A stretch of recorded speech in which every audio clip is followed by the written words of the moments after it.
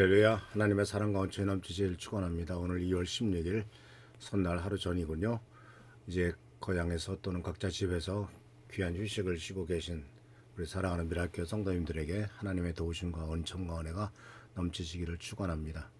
오늘 말씀은 어제 말씀 바로 신명기 8장 17절 18절의 말씀을 또 다른 측면에서 같이 생각해 보면서 바로 능력의 근원을 기억하라 라고 하는 말씀으로 같이 한번 생각해 보려고 합니다.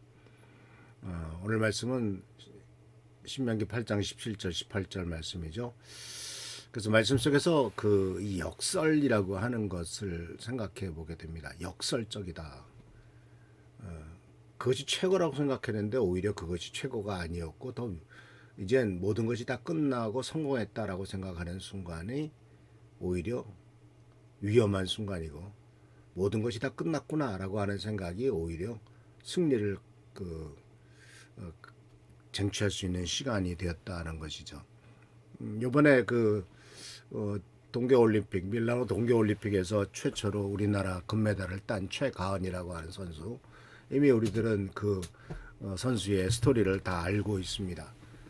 두 번이나 최종 결승에서 3번 뛰는데 그 중에서 첫 번째, 두 번째는 잘못 뛰어가지고 거의 다리가 부러질 정도 까지 됐고 정말 포기할 수밖에 없는 상황이었지만은 끝까지 포기하지 않고 해서 결국은 11등에서 1등으로 올라가는 놀라운 기적을 발휘했던 18살짜리 고등학생의 이야기. 정말 포기했다, 끝났다라고 생각하는 그 순간이 오히려 다시 일어날 수 있었던 하나의 역설이죠. 근데 이것은 신앙생활 속에서도 마찬가지입니다. 우리 하나님을 믿는 사람들이요, 언제 하나님을 찾는가 생각해 보면은 하나님이 크게 축복하실 때는 별로 찾질 않아요. 대체로 절박한 시간에 하나님을 찾습니다. 어려워야 하나님을 찾고 힘들어야 하나님을 더욱더 생각합니다. 질병에 걸려서 죽을 똥살똥할 때, 경제적으로 파산했을 때, 또 관계의 파탄 속에서 정말 어떻게 해야 될지 모를 때 우리는 하늘을 향해서 손을 뻗죠. 그래서 이러한 일들을 통해서 우리가 깨닫게 되는 것은 고난은 인간을 겸손하게 만들고, 그리고 마지막이라고 하는 한계에 다다랐을 때의 그 한계 경험은 초월을 향한 갈망을 촉발시킨다라고 하는 거죠. 이걸 뛰어넘어야 되겠다라고 하는 이 갈망이 있다라는 거죠. 그런데 이제 이 신명기 8장에서는 역설적이고 거꾸로 된 은밀한 위험을 경고를 하고 있죠. 하나님을 잃어버리는 가장 위험한 순간은 인생이 실패의 순간이 아니라 성공의 순간이다 라고 말하고 있는 것이죠. 본문 17절에서는 이를 이렇게 직설적으로 얘기하죠. 내 마음으로 바로 내가 내 능력과 내 손의 힘으로 내가 이 재산을 얻었다 말할까 두렵다. 이거 우리가 알다시피 모세가 한 말입니다. 앞으로 될 일들을 예측하면서 앞으로 너희들 잘 될 거야. 그런데 잘 됐을 때 너희들이 아마도 이거 내 힘으로 한 거야, 내가 수고해서 얻은 거야 라고 말할까 될까 두렵다. 또 그대로 되지고 말죠. 그래서 이 말씀 속에서 우리가 잘 생각해 보면 참 역설적인 진리가 발견됩니다. 바로 그게 뭐냐면 하나님은 이스라엘 민족이 가난하고 힘들어서 고통당하는 것을 별로 그렇게 걱정하지 않아요. 모세도 이스라엘 민족이 먹을 것 없어서 마실 것 없어서 광야에서 고생할 때 별로 그렇게 걱정하지 않아요. 근데 오히려 모세는 하나님께서 깨우쳐 주신 것이 바로 뭐냐면 그들이 이스라엘 민족이 하나님 없이 잘 살게 될 가능성을 염려하는 거죠. 하나님 없이도 잘 살게 될 가능성. 이것이 바로 진짜 위기다라고 하는 것을 가르쳐 주는 거죠. 그래서 바로 이 우리가 살고 있는 사회에서는요, 성공을 최고의 덕목으로 치죠. 그래서 많이 팔렸던, 요새는 좀 그래도 덜 팔립니다만 많이 팔렸던 자기계발서라는 책들은 내 안의 능력을 발견하라, 너는 할 수 있다라는 말로서 그냥 도배되어 있죠. 계속 그렇게 얘기를 합니다. 내 안에 있는 능력, 너는 모든 것을 할 수 있어 라고 말하는데, 그러나 성경은 정반대의 질문을 던지죠. 내가 가진 것 중에서 받지 않은 것이 무엇이냐라고 말입니다. 그래서 이제 우리는 지금 어디에 서 있느냐라고 하는 질문을 받게 됩니다. 광야에서 기도하는 공동체인가 아니면은 약속의 땅에서 자신의 능력을 과시하는 공동체인가? 만약 후자라면 우리는 굉장히 위험한 시점에 서 있는 것이라고 볼 수가 있는 거죠. 왜냐하면은 이제 그 과시가 멸망으로 가기 때문에 그렇죠. 그래서 내 힘으로 얻었다, 내 능력으로 얻었다라고 하는 이 말은 착각이죠. 그리고 이것은 거짓말이라기보다는 왜곡된 기억이죠. 기억이 잘못된 겁니다. 우리는 이 구절 속에서 내 마음속으로라고 하는 표현에 관심을 기울일 필요가 있습니다. 내 마음속으로. 이것은 공개적으로 선언한 것이 아니라 내면의 독백이며 내 마음속에 그런 생각, 내면 속에서 일어나는 모습이다라고 하는 거죠. 그래서 이 말씀을 히브리어로 보면 내 능력과 내 손의 힘으로 내가 이 재물을 얻었다라고 되어 있는데 코아흐, 오쳔, 그 다음에 아싸 이렇게 되어 있는데 코아흐란 말은 육체적인 힘, 활력, 능력을 의미하죠. 내가 건강해서, 내가 체력이 좋아서라는 뜻이고요. 오쳔이란 말은 뼈에서 유래된 단어로고요. 본질적으로 나는 강하다, 견고하다, 위력을 의미하고 있죠. 내가 뼈대 있는 집안이라서 나는 원래 머리가 좋아서라는 뜻이죠. 그 다음에 아사라는 말은 창조하다, 만들다, 성취하다라는 말은 내가 바로 아무것도 없는 데서 이거 다 내가 만든 거야 라고 하는 창조주를 흉내내는 거죠. 근데 이 말 속에서 보면은 내라는 나라고 하는 단어가 반복됩니다. 17절 말씀에 내 마음속에 내 손과 내 능력으로 내가 모두 내가라고 하는 내가 바로 4번이나 들어갑니다. 그러니까 이러한 나를 얘기할 때는 하나님이 들어설 자리가 전혀 없죠. 이것은 단순한 자신감이 아니라 자기 자신을 하나님으로 대치하는 자기 자신의 신격화입니다. 물론 이스라엘 민족이 실제로 수고했습니다. 전쟁터에 나가서 죽을 뻔했고 죽기도 했고 땅을 개간했고 싸웠고 건설했습니다. 그들의 손에는 굳은 살이 박혔고 이마에는 땀이 흘렸고 피도 흘렸습니다.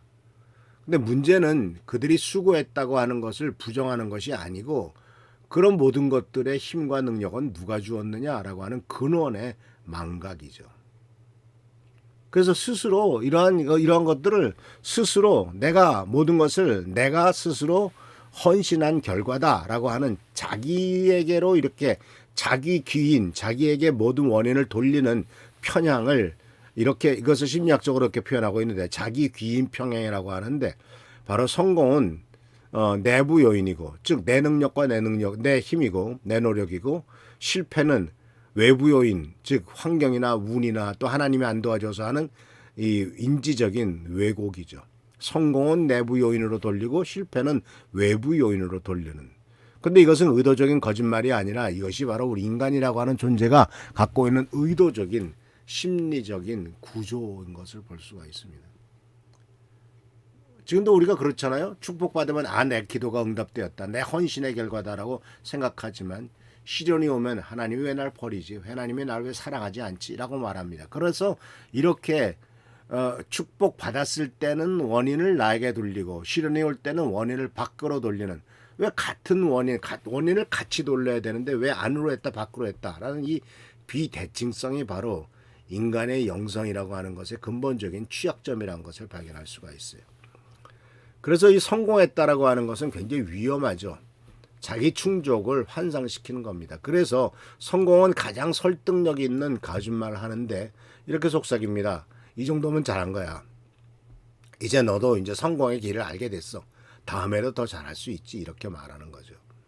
그런데 이러한 그 존재에 대해서 사실은 사도행전 17장 28절에서도 사도 바울은 아덴의 사람들에게 복음을 전하면서 이런 말을 했습니다. 우리는 신을 힘입어 하나님을 힘입어 살며 기동하며 존재하느냐. 하나님을 힘입어서 살고 움직이고 존재한다.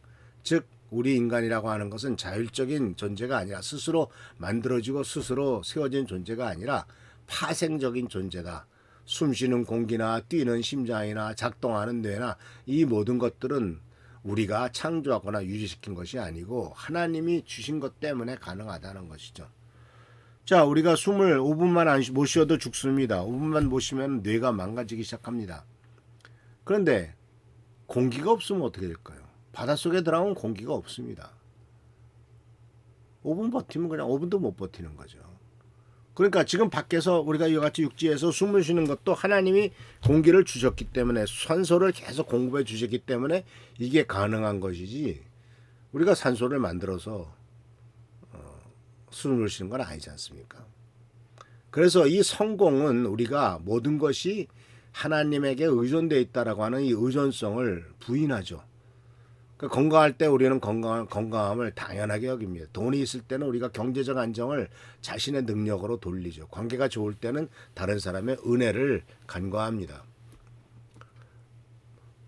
그런데 문제는 성공은 하나님을 명시적으로 부인하진 않아요.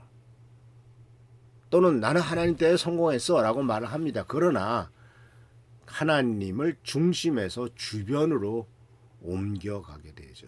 하나님이 도와주셨지. 그렇지만 내 노력도 이 덕분이야 라고 하는 이와 같은 것이 현대의 사회 속에서 강조하는 것이고 현대 종교성의 하나의 정연적인 모습이라고 볼 수가 있습니다. 그러니까 하나님을 인정합니다. 그러나 필수적인 것이 아니에요.